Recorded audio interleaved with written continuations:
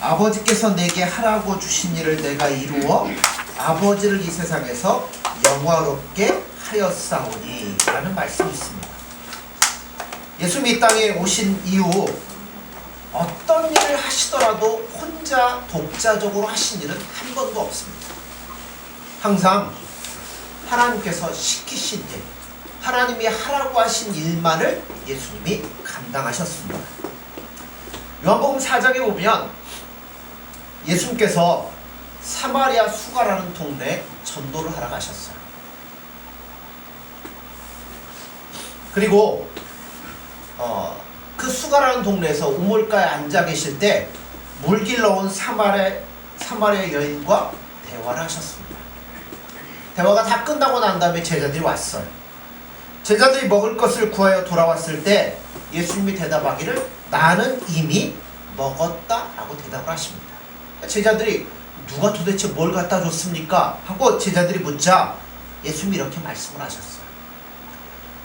예수께서 이르시되 나의 양식은 나를 보내신 이의 뜻을 행하며 그의 일을 온전히 이루는 이것이니라 라고 말씀을 합니다. 그리고 또 예수님께서는 십자가에 달려 그의 생애를 마치시는 맨 마지막 고백으로 뭐라고 하시죠? 다 이루었다 라고 말씀을 하십니다. 그러면 오늘 본문에 나오는 요한복음 17장 4절에 나오는 아버지께서 내게 하라고 주신 일을 내가 이루어 아버지를 이 세상에서 영화롭게 하셨사오니 이 말은 누가 시킨 일을 했다고요? 그렇죠. 하나님께서 예수님께 하라고 하신 그 명령을 기뻐하는 일, 즉 그 기뻐하시는 일대로 예수님이 모든 것을 했다라고 말씀을 합니다. 자, 그 일이 구체적으로 뭘까요? 하나님이 예수님 보고 하라고 하신 일, 구체적으로 그게 뭘까요, 여러분? 왜 십자가에 돌아가셨어요? 그렇죠. 하나님의 사랑의 대상인 저와 여러분들을 살리시고 구원하시려고 예수님이 이 땅에 오셔서 십자가에 못 박혀 죽으심으로 그 일을 완전히 이루셨다는 겁니다. 그래서 오늘 본문을 통해서 그 영광된 일이 하나님께서 기뻐하심을 받는 일이 무엇인가 하는 것에 대해서 우리가 살펴보려고 합니다. 히브리서 10장 6절 7절에 보면 그냥 제가 읽겠습니다. 번제와 속죄제는 기뻐하지 아니하시나니 이에 내가 말하기를 하나님이여 보시옵소서 두루마리 책에 나를 가리켜 기록된 것과 같이 하나님의 뜻을 행하러 왔나이다 하셨느니라. 자, 예수님의 그 등장에 대한 것들은 구약의 여러 곳에서 예언되어 있습니다. 그런데 그 예언 그대로 신약에서 다 이루어졌다라고 성경은 말씀합니다.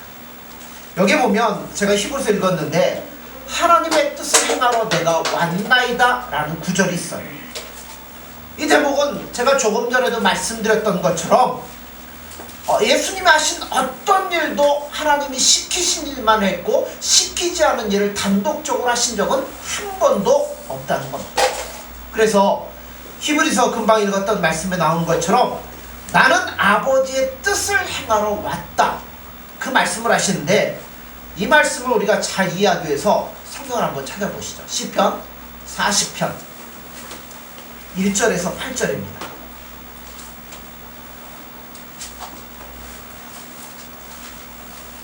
(831쪽) 시편 40편 1절에서 8절입니다.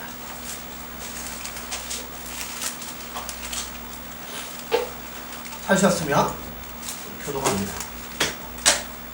내가 여호와를 기다리고 기다렸더니 귀를 기울이사 나의 부르짖음을 들으셨도다. 나를 사망의 웅덩이와 수렁에서 끌어올리시고 내 발을 반석 위에 서사 내 영혼을 건너가게 하셨도다. 새 노래 곧 우리 하나님께 올릴 찬송을 내 입에 두셨으니 많은 사람이 보고 두려워하여 여호와를 의지하리로다. 여호와를 의지하고 교만한 자와 거짓에 치우치는 자를 돌아보지 아니하는 자는 복이다. 여호와 나의 하나님이여 주께서 행하신 기적이 많고 우리를 향하신 주의 생각도 많아 누구도 주와 견줄 수가 없나이다. 내가 널리 알려 말하고자 하나 너무 많아 그 수를 셀 수도 없나이다. 주께서 내 귀를 통하여 내게 들려주시기를 제사와 예물을 기뻐하지 아니하시며 번제와 속죄를 요구하지 아니하신다 하시니라. 그때 내가 말하기를 내가 왔나이다. 나를 가리켜 기록한 것이 두루마리 책에 있나이다. 나의 하나님이여 내가 주의 뜻대로 하기를 즐겨하니 주의 복이 나를 심중하나이다 하나이다. 아멘. 자, 특히 예수님께서 행하신 기적도 많고 생각도 많으신데, 자 6절 8절을 제가 다시 봅니다. 주께서 내 귀를 통하여 내게 들려주시기를 뭐를요? 제사와 예물을 기뻐하지 아니하시며 번제와 속죄제를 요구하지 아니하신다 하신지라. 그때 내가 말하기를 내가 왔나이다. 나를 가리켜 기록한 것이 두루마리 책에 있나이다. 나의 하나님이여 내가 주의 뜻 행하기를 즐기오니 주의 법이 나의 심중에 있나이다 하였나이다. 자, 예수님이 이 땅에 오실 때 계속 반복되지만 누가 시키신 일? 하나님이 시키신 일을 하셨고 아버지의 기뻐하신 대로 그의 인생을 살았다는 것이 신약에 나오는 예수님에 대한 설명입니다. 그런데 자 우리가 시편 40편 아까 읽었는데 하나님이 뭐를 기뻐하지 아니하신다고요? 제사와 예물을 기뻐하지 아니하시며 번제와 속죄제를 요구하지 아니하신다. 그리고 그래서 그때 내가 말하기를 누가 왔다고요? 내가 왔다라고 말씀을 하는 겁니다. 이 말씀이 잘 알려면 자 51편으로 가보시죠. 시편 51편 3절에서 5절입니다. 교독합니다. 물은 나는 내 죄가를 아오니 내 죄가 항상 내 앞에 있나이다. 내가 주께만의 범죄하여 주의 목전에 악을 행하였사오니 주께서 말씀하실 때에 의로우시다 하고 주께서 심판하실 때에 순전하시다 하리이다. 같이 봅니다. 내가 죄악 중에서 출생하였으며 어머니가 죄 중에서 나를 잉태하였나이다. 아멘. 자, 시편 51편 딱 그 옆에 그 성경에 보면 뭐라고 써 있어요? 죄를 자복하는 용서를 다윗의 시 인도자를 따라 부르는 노래. 다윗이 밧세바와 동침한 후에 선지자 나단이 그에게 왔을 때 그 단서가 붙어 있어요. 즉 다윗이 남의 아내를 빼앗고 그 남편을 죽이는 큰 범죄를 하나님 앞에 저지르고 난 후에 나단 선지자로부터 지적을 받게 됩니다. 그 지적 앞에서 회개하고 지은 시가 시편 51편입니다. 그런데 여기 보면 다윗이 그 고백을 했어요. 죄라는 것이 어떻게 우리의 뿌리이고 근성인가 하는 것을 깨우쳐 주는데 이게 얼마나 심각한 문제인지 나로서는 도무지 해결할 방법이 없다는 것을 그가 깨닫습니다. 그래서 이런 말을 하는 거예요. 인간이 가지고 있는 어떠한 종교성도 죄 문제를 해결할 수 없다는 것을 다윗이 깨달았어요. 자, 조금 더 보죠. 16절, 17절 51편 16절, 17절입니다. 교독합니다. 여기도 비슷한 말이 또 나와요. 주께서는 제사를 기뻐하지 아니하시나니 그렇지 아니하면 내가 드렸을 것이라. 주는 번제를 기뻐하지 아니하시나이다. 하나님께서 구하시는 제사는 상한 심이라. 하나님이여 상하고 통회하는 마음을 주께서 멸시하지 아니하시니까. 아멘. 자, 바로 이 부분이 이 기독교가 다른 종교와 다른 부분인데요. 다시 말하자면 인간이 무슨 제사를 드리거나 예물을 드리는 종교적인 그 행위 자체로는 어떠한 아름다운 것도 만들어내지 못한다는 말씀을 다윗이 고백을 통해서 하고 있다는 거예요. 단지 우리가 거기서 벗어나려면 오직 하나밖에 없다는 거예요. 예수님 안에서 새롭게 태어나는 것 외에는 방법이 없다는 겁니다. 즉 속으로부터 재창조가 일어나고 변화가 일어나야 된다는 거예요. 이 같은 사실이 근거가 되어서 40편이라는 이 시편 40편이 쓰여지게 되는데요. 자, 40편 제가 다시 읽어봅니다. 1절 2절입니다. 내가 여호와를 기다리고 기다렸더니 귀를 기울이사 나의 부르짖음을 들으셨도다. 나를 기가 막힐 웅덩이와 수렁에서 끌어올리시고 내 발을 반석 위에 두사 내 걸음을 견고하게 하셨도다. 자, 내가 어디에 빠졌다고요? 내가 나를 돌아보니까 기가 막힌 죄악의 수렁에 빠졌는데 여기서 도무지 해결할 방법이 안 보이더라는 겁니다. 그런데 누가 하셨다고요? 예수님께서 나를 거기로부터 끌어올리셨다라고 다윗이 고백을 하는 거예요. 그러니까 다윗은 자기가 범죄하고 난 이후에 이런 생각이 든 거예요. 사람이란 무엇인가, 인간이란 무엇인가에 대해서 자기를 돌아보게 되었다는 겁니다. 그리고 그 문제를 돌아볼 때 인간은 아무것도 아니라는 것을 그가 스스로 깨닫게 되었다는 겁니다. 여러분, 다윗이 어떤 사람입니까? 믿음으로 대단했던 사람이잖아요. 골리앗 앞에 갈 때 어떻게 하고 나아가죠? 너는 칼과 단창으로 내게 나오지만 나는 내가 모욕하는 만군의 주 여호와 이름으로 내 앞에 가노라. 그러면서 물맷돌로 그 골리앗을 쓰러뜨린 사람이 다윗이에요. 그 후에 사울이 그를 미워하죠. 그래 그를 죽이려고 그렇게 쫓아다니는데 다윗이 도망을 다니면서 사울을 죽일 수 있는 기회가 2번이나 있었어요. 그럼에도 불구하고 뭐하죠? 그를 안 죽인다는 겁니다. 왜냐하면 하나님이 모든 걸 아시니까 하나님이 판단하실 것이라고 생각했기 때문에 그가 죽이질 않습니다. 이 정도로 다윗은 훌륭한 사람이었죠. 그런데 어느 날 자기도 모르는 사이에 남의 아내를 빼앗고 그 남편을 죽이게 되는 큰 죄를 범하고 말았습니다. 그래서 자기 죄에 대해서 깜짝 놀라게 된 거예요. 사람이 얼마나 죄악덩어리인가 하는 것을 비로소 발견하게 되고 사람은 스스로의 힘으로는 이 기가 막힌 웅덩이에서 빠져나올 수 없다는 것을 다윗이 깨닫게 됩니다. 그런데 그때 말씀하기를 하나님 뭐라고 그래요? 내가 언제 너에게 제사나 번제를 요구한 적이 있느냐? 물론 여기 시편 40편 7절에 나오는 그때 내가 말하기를 내가 왔나이다 라는 말은 사실은 누구에 대한 얘기냐면 예수님에 대한 이야기예요. 그러나 여러분, 예수님은 일단 제껴놓고 지금 문맥 자체에서 우리가 뭘 봐야 되냐면 여태껏 다윗은 자기의 신앙에 자신이 있다고 생각했어요. 내가 골리앗도 물리치고 내가 하나님의 마음에 합당한 사람으로서 내가 이런 일들을 모두 해왔습니다. 그런데 그 생각들이 한꺼번에 나단의 지적 앞에 무너져버리고 말았어요. 그 상황에서 다윗이 뭐라고 그래요? 그럼 하나님, 나는 이제 어떻게 해야 됩니까? 자기의 죄악, 여기서 내가 이렇게 더러운 사람이라 라는 걸 깨닫고 난 후에 하나님, 나는 도대체 어떻게 해야 될까요? 하고 물을 때 하나님이 답하신 게 바로 이 말씀이에요. 내가 언제 너보고, 우리에게도 하는 말씀과 똑같아요. 내가 언제 너보고 선을 행하라고 하던가 의를 행하라고 그런 적이 없다. 나는 번제를 요구한 적도 없고 제사를 요구한 적도 없다. 내가 너에게 착하게 살라고 한 적도 없고 너에게 종교적인 행위를 하라고 한 적도 없고 봉사라고 한 적도 없다. 다윗이 그럼 거기서 뭐라고 해요? 그럼 나는 어떻게 해야 됩니까? 그 대답에 대한 얘기가 뭐냐? 예수님, 나는 아무것도 할 수 없습니다, 하나님. 그래서 나는 이렇게 예수님 앞에 모든 처분을 맡기고 예수님 앞에 나왔습니다. 그 말씀이 오늘 우리가 읽었던 말씀이에요. 그러니까 다윗이 여지껏 생각한 건 어떤 거였냐면 이런 거예요. 누구나 하나님 앞에서 열심히 율법을 지키고 종교적인 생활을 하고 성실하게 하기만 하면 하나님 앞에 합격점을 받을 수 있었을 거라고 생각을 했습니다. 실제로 다윗은 여지껏 실수한 적 없잖아요.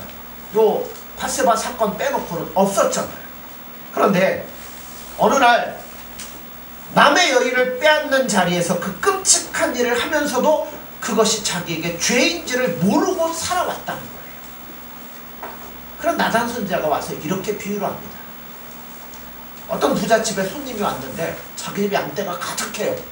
손님을 대접해야 되는데 자기 집에 있는 양을 잡는 게 아니라 저 옆집에 양 한 마리밖에 없는 그 집에 가서 그 양을 빼앗아다가 잡아다가 손님을 대접했습니다. 왕이여, 어떻게 할까요? 왕이 뭐라 그래요? 죽여라. 그러자 나단이 뭐라 그래요? 바로 당신이 그 사람입니다. 그래서 깜짝 놀라게 되는 거예요. 여지껏 자기가 죄를 듣고 보니까 자기가 그렇게 나쁜 사람이고 죄인한 것을 그때서야 깨닫기 시작했다는 거예요. 다윗에게 부인이 몇 명 있을까요? 쉬어보진 않았지만 자우가 많습니다. 그런데 남의 집에 하나밖에 없는 부인을 빼앗고 그 남편은 전쟁터 맨 앞에 보내서 죽도록 내버려뒀습니다.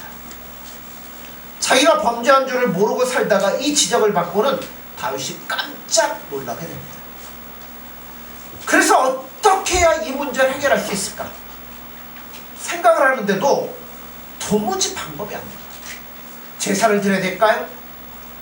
아니면 선행으로 갚아야 될까요? 아니면 선을 쌓아야 될까요? 전전긍긍하고 있을 때 하나님께서 다윗에게 말씀을 한 것입니다. 뭐라고요? 언제 나가 너에게 선행과 의를 요구하였더냐? 내가 원하는 제사는 상한 심령뿐이니라. 여러분, 예수님이 우리에게 요구하시는 것이 바로 이와 같다는 겁니다. 예수님은요, 의인을 불러오신 게 아니에요. 회개하는 죄인을 불러오신 겁니다. 다시 말해서 여러분, 죄악에서 끄집어내고 건지는 건 누가 하실 거예요? 예수님이 할 테니까. 내가 너에게 원하는 건 이걸 씻으려고 뭔가를 행하고 이러는 게 아니라 예수님 앞에 뉘우치는 마음으로, 회개하는 마음으로. 그래서 나는 이제 예수님밖에 없습니다. 그래서 내가 예수님 앞에 이렇게 나왔습니다. 통회하는 심령으로 예수님을 사랑하고 예수님 앞에 나오는 그 마음을 예수님은 기뻐하신다는 거예요. 바로 이 다윗의 고백. 다윗이 그랬죠. 내가 이 기가 막히는 웅덩이와 수렁에서 누가 나를 건져내겠습니까? 하나님이 내가 너에게 번제 원했냐? 선행 원했냐? 아니지 않느냐? 그래서 예수님 내가 이렇게 왔습니다 하고 다윗이 고백을 하잖아요. 이게 우리 고백입니다. 우리를 예수 그리스도의 십자가 대속으로 예수님은 우리를 부르신 거예요. 그러므로 우리가 예수님 앞에 나올 때 필요한 것은 참선과 깨끗한 행실과 종교적인 열심과 이런 것이 아니라 자기 죄에 대해서 뉘우치고 회개하는 마음으로, 그래서 나는 예수님이 아니면 안 됩니다 하는 고백으로 예수님 앞에 나와야 돼요. 그렇게 되면 예수님이 드디어 작업을 시작하는 거죠. 우리 마음을 바꾸고 우리 생각을 바꿔가시면서 우리를 완성된 자리로 이끌어 가실 겁니다. 그러므로 이 시편 40편은 참으로 기가 막힌 기록입니다. 여기에 예수님의 복음이 깔려 있는 거예요. 그래서 마침내 요한복음 17장 4절에 이르러서 예정되고 예언된 그 말씀을 따라서 누가 오시는 거냐면 예수님이 오시는 겁니다. 뭐 하시려고요? 이 복음을 성취하시고 완성시키시려고 우리 가운데 찾아오시는 거예요.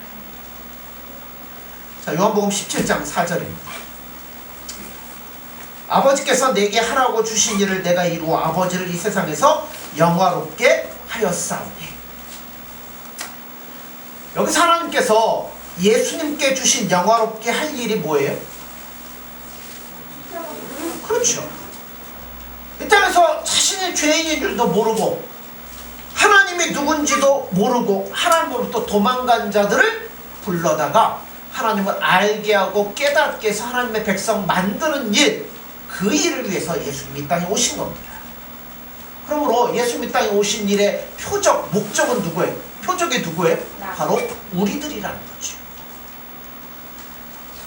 마태복음 4장 12절에 16절에 보면 예수께서 요한이 잡혔음을 들으시고 갈릴리로 물러가셨다가 나사렛을 떠나 스불론과 납달리 지경 해변에 있는 가버나움에 가서 사시니 이는 선지자 이사야를 통하여 하신 말씀을 이루려 하심이라. 일러스되 스불론 땅과 납달리 땅과 요단강 저편 해변길과 이방의 갈릴리여 흑암에 앉은 백성이 큰 빛을 보았고 사망의 땅과 그늘에 앉은 자들에게 빛이 비추었도다 하였느니라.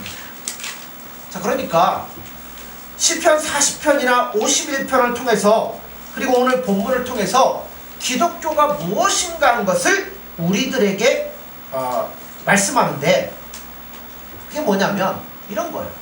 사망에 앉아있고 흑암에 앉아있는 자들에게 누가 빛을 비춰줬어요? 우리가 빛을 요구한 적도 없잖아. 하나님 편에서 스스로 빛을 비춰주시고 빛으로 찾아오시고 그 빛을 보도록 우리의 눈마저 띄워주셨다는 겁니다. 그 일을 위해서 예수님이 오신 거예요. 다시 말해서 우리로 하여금 하나님의 자녀로 만들어내시기를 기뻐하셨기 때문에 빛으로 오셔서 우리의 눈을 띄우게 하여 주셨다는 겁니다. 또 우리가 잊지 말아야 될 게 있어요. 우리는 어디에 앉았던 자들이에요? 기가 막힐 웅덩이에 앉아 있었던 자들입니다. 깊은 흑암 가운데 앉아 있었던 자이며 사망의 자리에 앉아 있었던 자가 바로 우리들이라는 겁니다. 이런 우리를 예수님 어떻게 하셨다고요?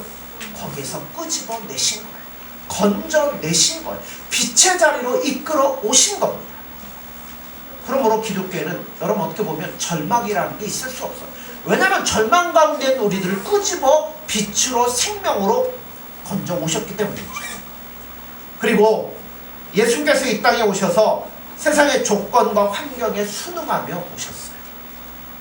갈라디아서 4장 4절 5절에 보면 때가 차매 하나님이 그 아들을 보내사 여자에게 나게 하시고 율법 아래에 나게 하신 것은 율법 아래에 있는 자들을 속량하시고 우리를 아들의 명분을 얻게 하려 하십니다. 자, 예수님이 누구에게 나셔요? 여자에게 나시고 어디 아래 머물러요? 율법 아래 머무르게 율법 아래 나게 하셨다고 했어요. 즉 무한하시고 영원하신 분이 유한하시고 제한된 조건으로 스스로 낮추고 오셨다는 겁니다. 그래서 살아가실 때도 초인으로 살아가신 게 아니잖아요. 우리와 똑같이 맞으면 아프고 안 먹으면 배고프고 똑같은 조건 속에서 순응하시면서 하나님의 빛을 이뤄나가신 겁니다. 그러므로 신자란 누구처럼 살아야 돼요? 예수님처럼 살아야 돼요. 지금 우리가 말씀하고 있는 이 모든 얘기들은 요한복음 17장 18절에 이렇게 결론을 짓습니다. 17장 18절을 보시죠. 아버지께서 나를 세상에 보내신 것 같이 나도 그들을 세상에 보내었다 라고 말씀합니다. 우리 모두는 예수님으로 말미암아 예수님의 거룩한 백성이 됐어요. 그래서 귀한 신분도 얻었고 귀한 축복에 참여하지만 동시에 우린 또 뭐 해야 돼요? 이 빛을 세상 사람들에게 비춰주는 역할도 해야 된다는 거예요. 가로등이 끼리끼리 모여 있습니까? 뿔뿔이 흩어져 있습니까? 그렇죠. 같이 모여 있으면 하나쯤 깨져도 뭐 빛을 발하는데 문제가 없지만 모여 있으면 다른 데는 어떻게 돼요? 어둡죠. 그러니까 가로등은 일정한 간격을 두고 떨어져 있습니다. 예수 믿는 것도 마찬가지죠. 예수 믿는 사람들끼리 마음이 맞는다고 끼리끼리만 뭉쳐있으면 됩니까? 안 됩니까? 안 되죠. 훈련을 받고 연단을 받고 서로에게 도움이 될 때는 좋지만 이제는 그게 되면 뭐 해야 돼요? 쫙 흩어져야죠. 흩어져서 빛을 발하는 일을 감당을 해야 된다는 겁니다. 우리가 예수 믿는 것은 조건이 좋아서 환경이 좋아서 믿는 건 아무것도 없습니다. 모든 환경이 조금도 다를 바가 없지만 우리는 뭘 알게 됐어요? 하나님에 대해서, 예수님에 대해서, 생명에 대해서, 구원에 대해서 알게 된 자들이라는 겁니다. 알고 보니까 이게 얼마나 중요한지 우리가 세상적인 것들보다 이게 더 소중하다는 것을 깨닫고 알게 된 자들이 신자들이에요. 이걸 다른 말로 하면 영적인 사람이 된 거죠. 그래서 한 사람을 볼 때에도 우린 육적인 차원으로 보시면 안 돼요. 영적인 차원에서 보셔야 돼요. 우리 자신의 과거가 어디에 앉아 있었다고요? 기가 막힐 웅덩이에 빠져 절망 가운데 죽어가던 존재가 우리였어요. 근데 내 힘으로 나왔습니까? 아니죠. 예수님의 은혜로 말미암아 건짐을 받았잖아요. 그런데 아직도 우리 주변에는 이 같은 사실을 깨닫지 못한 사람들이 어떤 자리에 앉아있다는 것을 우리는 알고 있잖아요. 그러니까 뭐 해야 돼요? 저들에게 무엇이 필요한지를 아니까 그것을 보여주고 가르쳐주고 인도해야 되는 사명이 있다는 거예요. 그게 우리가 풍성한 삶으로 나아갈 수 있는 길입니다.